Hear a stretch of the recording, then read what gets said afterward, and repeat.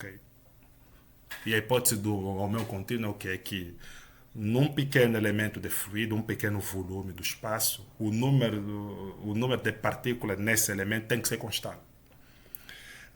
E isso só é garantido se houver continuidade. Ok? Se houver uma descontinuidade no meio, um acidente, um captor, um estrangulamento, etc, etc, bom, essa hipótese já não é garantida. Então eu não posso efetuar balanço aí. Ok? Então, por isso é que é importante definir um volume de controle.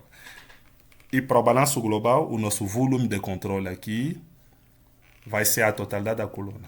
Vai ser essa zona que eu estou arriscado. Okay? Vai ser essa zona toda. Esse é o nosso volume de controle. Bom, okay. Isto simplifica o nosso estudo. Praticamente, traduzindo isso em termos de equação, o que é que resulta? Resulta que se eu partir da equação geral do balanço, né, que diz que entrada menos saída, aqui eu não tenho reação, etc. Transferência, é só entrada menos saída, que vai ser igual ao termos de acumulação. É só isso. Ok? Então, entrada, o que é que entra? O que entra só temos a alimentação, F, e o fluxo molar.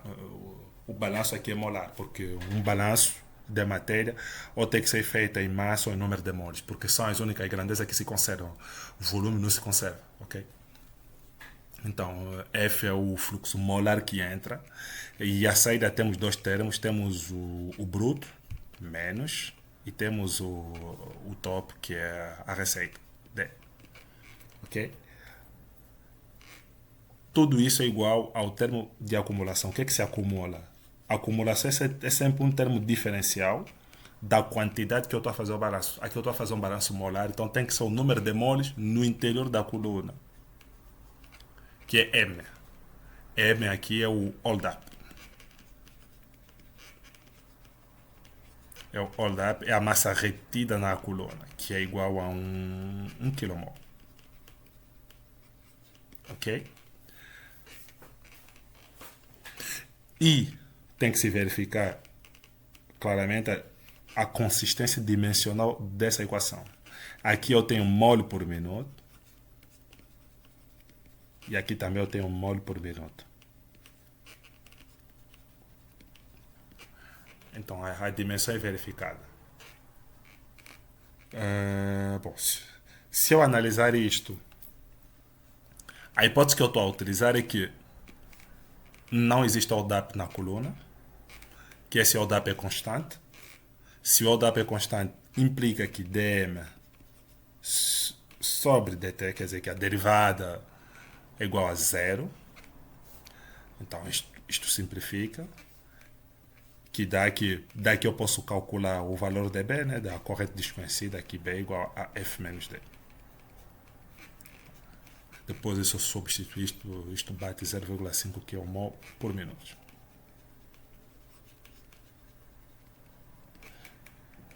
Então temos a quantidade de B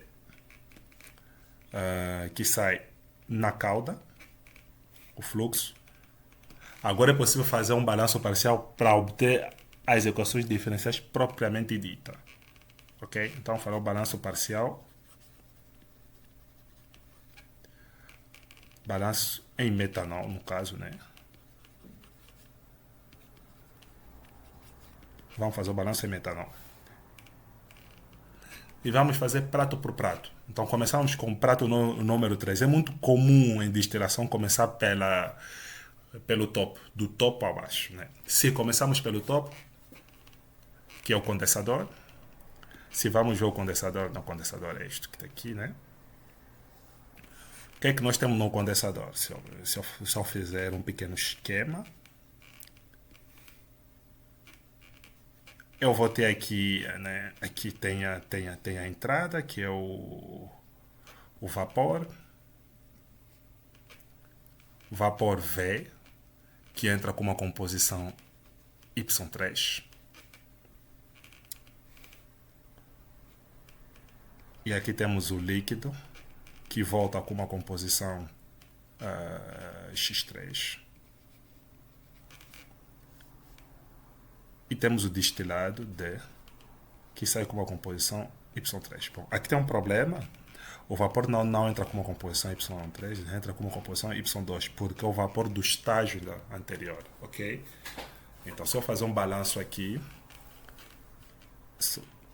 utilizando o mesmo princípio, eu tenho que a quantidade que entra de metanol é V, que é o fluxo molar, Y2, menos DY3, LX3, e tudo isso é igual à acumulação, né? O que se acumula é sempre um termo diferencial da quantidade que eu estou a fazer o balanço. Aqui vai ser o produto entre o número de moles total vezes a fração molar de metanol no condensador, ok?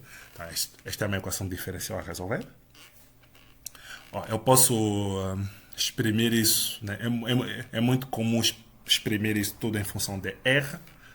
Por quê? Porque R é o parâmetro operador, é saber qual é o impacto do refluxo nisso tudo. Para saber isso, eu sei que a taxa de refluxo é L sobre D. Daqui eu tenho que L é igual a RD. D mesmo, eu sei que a quantidade de vapor V é igual a L mais D. Perdão. V é igual a L mais D, né?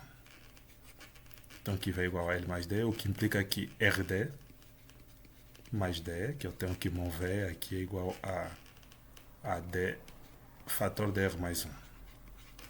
Ok? Então, vou substituir isso tudo aqui, que me permite de obter... bom, se eu utilizar a regra da cadeia aqui, eu tenho que a massa... massa, né? Número de mole M de X3 dt mais X3 dm dt, perdão, dt é igual V eu vou substituir por R mais 1 dy2 menos dy3, e aqui é L, RD X3. Sabendo que M é constante, eu posso dividir isso tudo, isto é igual a zero, e divido tudo por M, que permite obter a equação diferencial seguinte: R mais 1 que multiplica D dividido por M, Y2 menos D sobre M,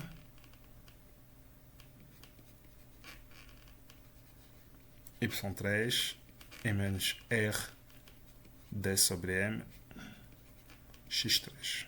Ok? Aqui temos a nossa primeira equação, que vai ser programada. Bom, esta é uma equação diferencial ordinária, que tem como condição inicial que no instante inicial a composição de metanol no condensador é igual a zero.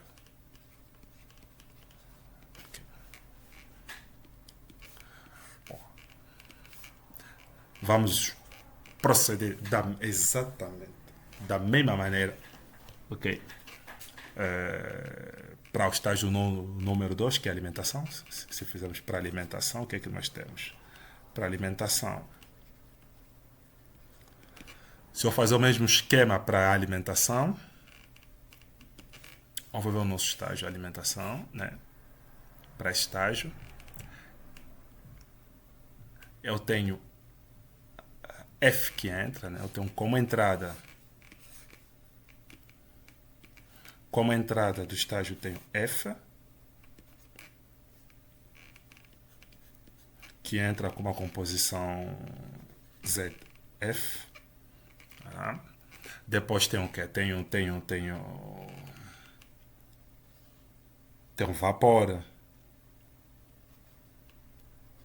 Tem um vapor que vem do estado anterior.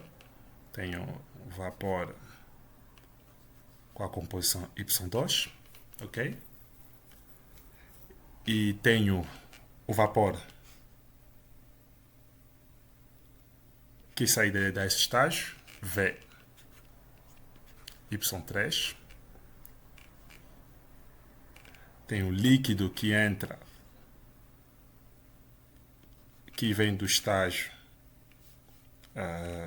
V3,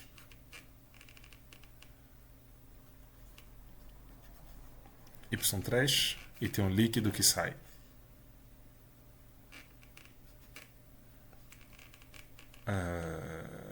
Não. Líquido não é mais V, né? O líquido é X, composição LX3. E aqui temos LX2.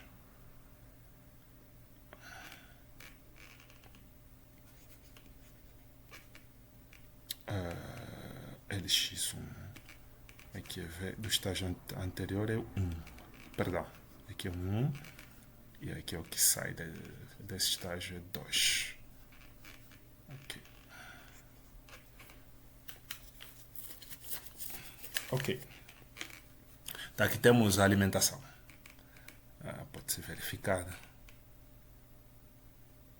Alimentação.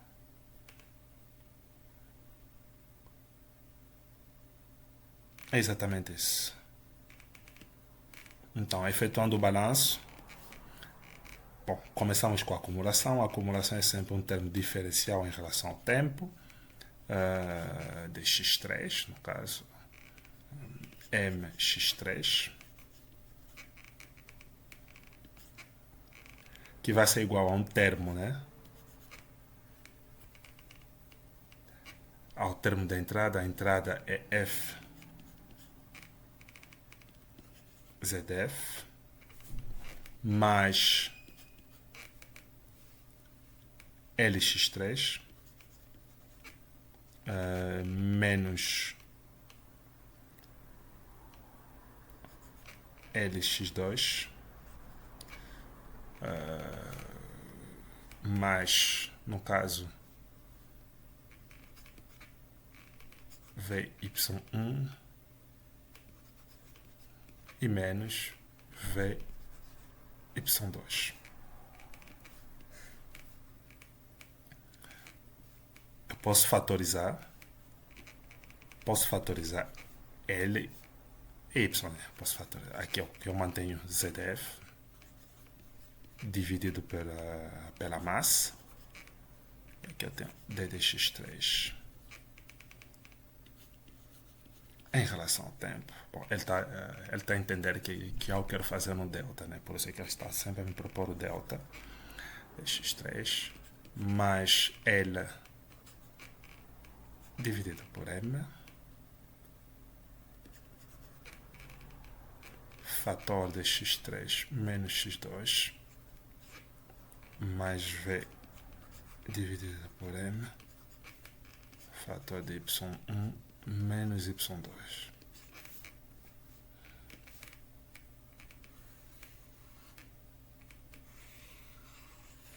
Ok, eu tenho a minha equação 2. E evidentemente, bom, perdão pelo o erro aqui, evidentemente, x2 obedece à mesma condição inicial, que é t igual a 0, x2 é 0. Da maneira eu posso obter uma equação similar para o reboiler. Se eu pegar o reboiler, o que é que eu tenho no reboiler? Tenho, né, eu vou ter o bruto que sai com uma composição x3. Tenho vapor sai com uma composição. Não, não é X3. Por que X3? X1, perdão. Tem uma composição vapor, V, Y1. E tem um líquido. E tem um líquido que entra com uma composição L, X2. Porque é o que vem da alimentação. Escrevendo a equação, eu vou escrever rápido, até M dx2 em relação ao tempo igual a entrada tenho Lx2 é a única entrada e a saída eu tenho Vy1 menos Bx1, ok? E